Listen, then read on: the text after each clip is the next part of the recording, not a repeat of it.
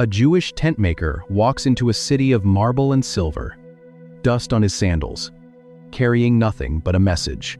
Another city, another synagogue, another sermon. And, for much of his life, that is exactly how his story goes. He arrives in a town, $5 million of perceived security, turning into ash. Most people assume this fire is simply about rejecting pagan witchcraft. But in the first century, magic is not a fringe hobby. It is a vital industry. The Ephesian letters, the Ephesia Grammata, are famous across the Roman world. People pay fortunes for these written spells to guarantee financial success, ward off physical sickness, and control their enemies. It is a highly structured system of spiritual leverage. You buy the scroll. You recite the words. You manipulate the outcome. The scrolls are not just paper. They are control. When the new believers throw them into the flames, they are not just destroying bad theology. They are destroying their own safety nets. They are publicly declaring that they will no longer purchase their peace of mind from the empire's marketplace. They will no longer hedge their bets.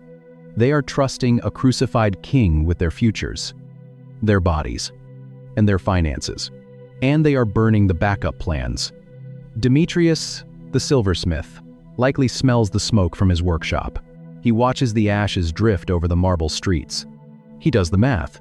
If they no longer need the scrolls to protect their futures, they will no longer need the silver shrines to protect their homes. The economic floor is falling out. The demand is dying. He preaches the resurrected Christ. The local authorities get angry. He gets chased out. He writes them a letter a few years later, and he moves on. But the threat of this fire does not stay buried in the ancient world. It burns right through the centuries, and it forces a terrifying question about the very things you and I purchase to feel safe. We do not buy silver shrines anymore.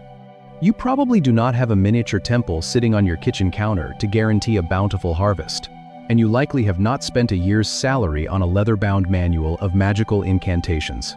We look at the Ephesians burning their scrolls and we think of it as a primitive victory over ancient superstition. But the transaction of anxiety has not disappeared. It is only digitized. You can feel it in the cold glow of the blue light against your face at 2 in the morning. Endlessly refreshing a screen to check a portfolio, an account balance, or a news feed. You can smell the sterile, recycled air of an office building where you trade the best hours of your waking life to a corporate machine that demands your total loyalty. You can feel the tight knot in your jaw when the market dips, or when the cost of living surges. And you suddenly realize how fragile your safety net actually is. We still purchase our peace. But if you look closer at the 19th chapter of Acts, Ephesus breaks the pattern completely. He doesn't stay for a week. He doesn't stay for a month. Of mind from the empire's marketplace. Artemis is not a localized, ancient deity. She is the architecture of any system that demands your allegiance in exchange for your security. The modern empire still operates on the exact same loop of commerce and control that built Ephesus. Fear creates the demand. The system provides the product. You pay your premium. You appease the market. And you buy your safety. And just like the first-century silversmiths, the architects of our modern economy do not care about your internal theology, as long as your external spending habits remain fully compliant. When a modern believer actually decides to trust the quiet provision of the kingdom over the frantic accumulation of the empire, the response is exactly the same as it was in the first century. The system pushes back. People call you irresponsible. They warn you about the future, because an economy built on mass compliance cannot tolerate a life lived completely free from its leverage. When Jesus invites you into the Hadas, the way he is not just asking you to change your weekend routine, he is asking you to fundamentally restructure where your security comes from, to drop the heavy, exhausting burden of manipulating your own future, to burn the backup plans. But dismantling an entire architecture of allegiance does not happen overnight. It requires a slow, methodical rewiring. He stays for 3 years. He anchors himself in the shadow of the greatest economic and spiritual machine of the first century world, of the human mind. Replacing deeply ingrained panic with an entirely new rhythm of trust. And that is exactly what Paul understood. When he first walked into the city, he did not dismantle a massive, ancient economy by standing in the street and yelling at the silversmiths. He did it in a borrowed room, during the hottest hours of the afternoon, day after day after day. It is noon in Ephesus. The marble streets empty. The market stalls close. The blistering Mediterranean sun bakes the colonnades. The heat radiates off the limestone blocks. The entire city goes to sleep. But in a rented lecture hall, the air is thick with sweat, and a man is speaking. Acts chapter 19 tells us that when the local synagogue rejected his message, Paul did not pack his bags. He simply relocated. He moves his listeners into the hall of Tyrannus, and he stays there. He reasons daily. Ancient Western manuscripts of Acts add a vital detail here that scholars believe preserves accurate historical memory. They note that Paul taught from the 5th hour to the 10th hour, 11 in the morning until 4 in the afternoon. He takes the hours nobody wants, the hours of the Roman siesta. He wakes up at dawn. He works with stiff canvas, coarse animal hair, and sharp leather needles to pay his rent. He wipes the dirt and the dye from his hands, and he stays so long, speaking so quietly and persistently, that he inadvertently triggers a catastrophic market crash, and then he stands in the suffocating heat of the afternoon and teaches. He does this today. He does it tomorrow. He does it for 2 full years. This is how you bring an empire to its knees. The strategy is not a spectacular stadium event. It is a quiet, relentless formation. People walk in from the dusty streets. They sit on the warm stone floor. They listen to a man with calloused hands describe a kingdom that operates on grace instead of extraction. They stand back up. They walk out. They go to Colossae. They go to Laodicea. They go to Hierapolis. The message spreads across the entire province of Asia, not through a massive marketing campaign, through the slow, compounding interest of daily, faithful presence. The revolution is not a flash of lightning. It is the slow, steady drip of water on stone. Paul does not launch a political campaign against the temple of Artemis. He simply ignores it. He builds a counterculture so deep, so compelling, and so completely independent of the Roman supply chain that the ancient economy begins to starve on its own, and the silversmiths feel the famine. Demetrius and his guild panic because they understand exactly what is happening. The riot in the theater is not the beginning of the war. It is the final, desperate gasp of a system that realizes it has already lost the battle for the human heart. The town clerk eventually quiets the mob. He disperses the crowd, the riot that eventually erupts in the city's massive theater. A mob of 25,000 people screaming for 2 straight hours is not a theological debate. Paul leaves the city shortly after, and the dust settles in the massive Ephesian theater. But as the years pass, a strange silence begins to fall over the city of marble and silver, because Artemis is dying, and she doesn't even know it yet.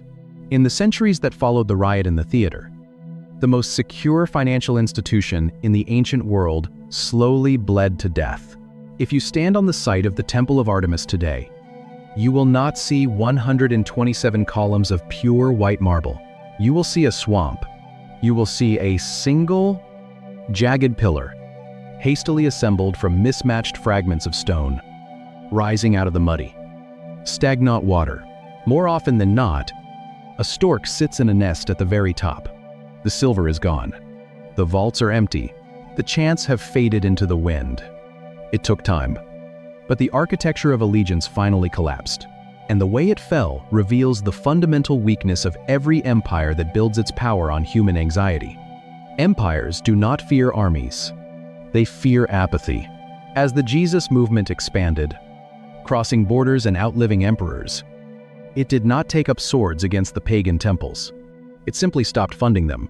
The Christians shared their resources, cared for their sick, and trusted a God who did not require a silver deposit for his protection. It is a desperate defense of a collapsing economy.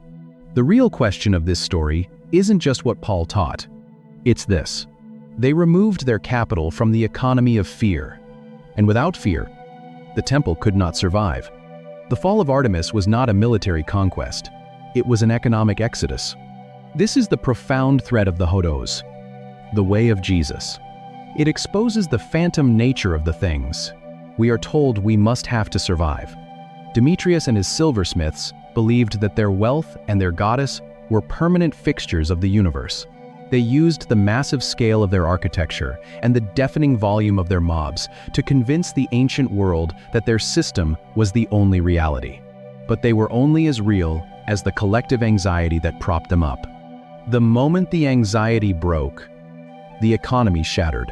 Years later, when Paul writes his letter back to the believers in Ephesus from a Roman prison cell, his silence is deafening.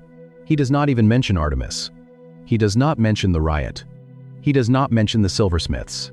He treats the greatest economic machine of the ancient world as if it does not even exist. Instead, he writes about a different kind of architecture. He writes about a household being built together into a dwelling place for God, not made with marble and silver, but made of people.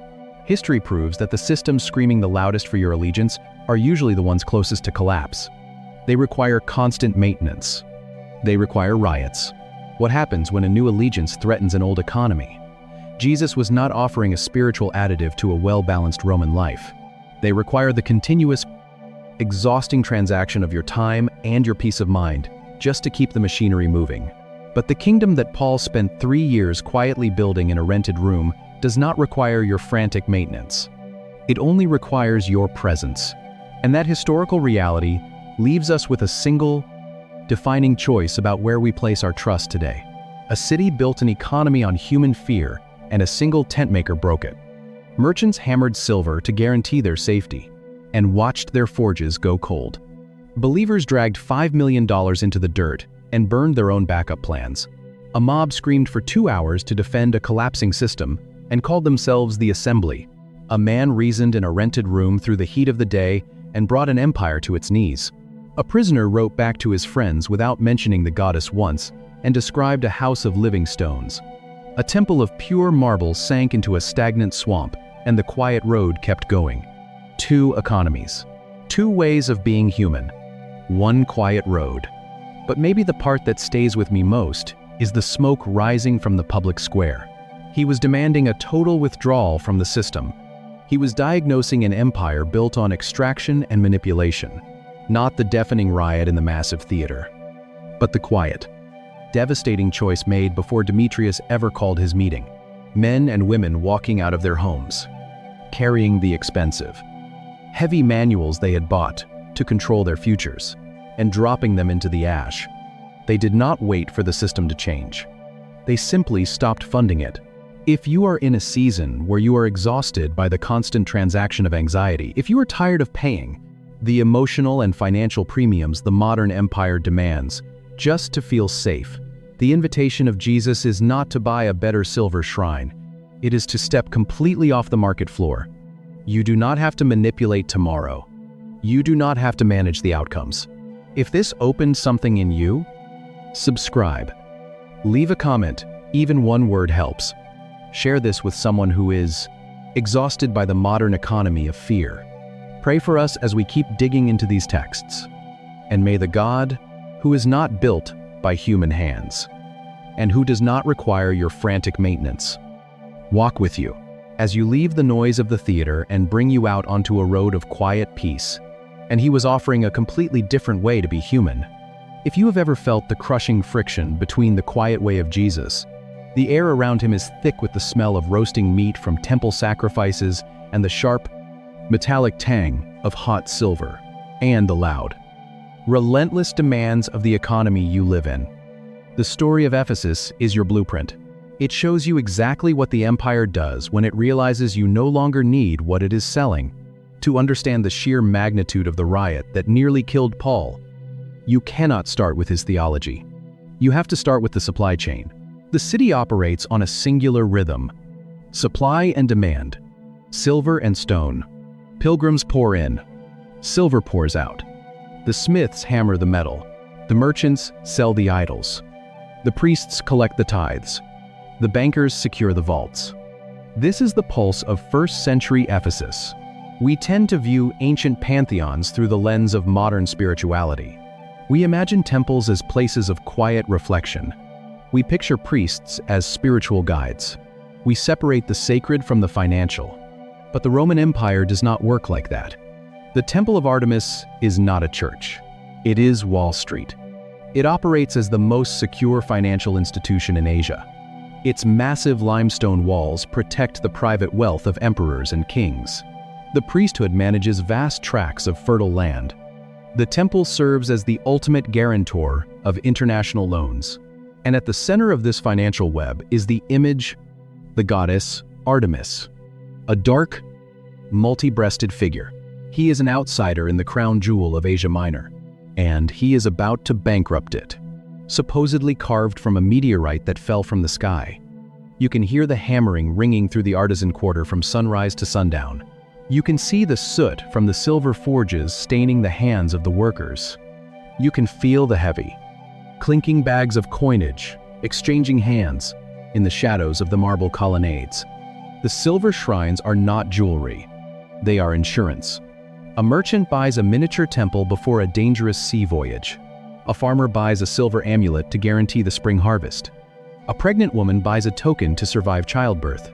Fear creates the demand. The temple provides the product. The silversmiths control the supply. It is a perfect, unbroken loop of commerce and control, an entire society structured around the transaction of anxiety. You pay the silver. You appease the goddess. You buy your safety. Demetrius is a silversmith.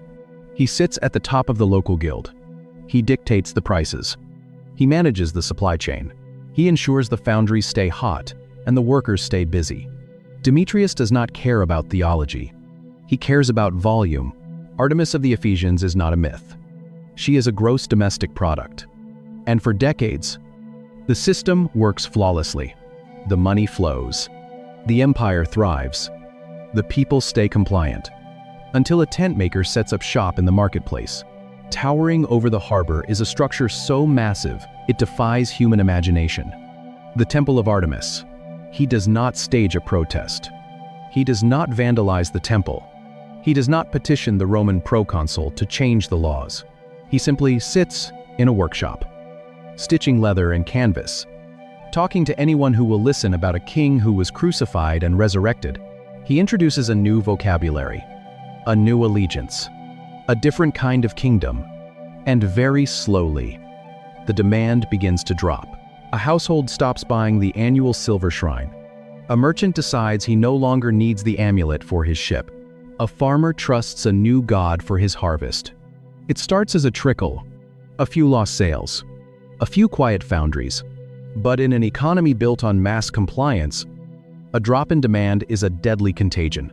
The gospel is not just a private belief system. It is a new economy. When the mind changes, the spending changes. When the spending changes, the empire panics. The hammers begin to stop. The forges go cold. And Demetrius realizes he is losing his grip. The guild hall is heavy, with the heat of the afternoon and the sharp tang of cooling metal.